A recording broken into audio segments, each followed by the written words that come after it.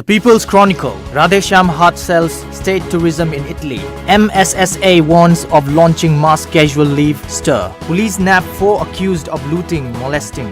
Government moots modification of state AIDS policy. The Morning Bell, need to update AIDS policy regularly. Governor, MPP to fight both Lok Sabha seats. 4 arrested for molestation, assault on couple. Booklets on developmental schemes for minorities distributed. Imphal Free Press, the Laitabi Barrage project has become a threat to locals of Saikul. Supreme Court dismisses Army men's petition over AFSPA encounters. World AIDS Day observed statewide. 4 miscreants arrested for harassing couple. The Shanghai Express, predators now strike in broad daylight. Software engineer from Assam joins ULF AI, uploads video. Will join Indian National Congress, says Ojoy. 4 held for assaulting couple. MPP to contest for both Lok Sabha seats.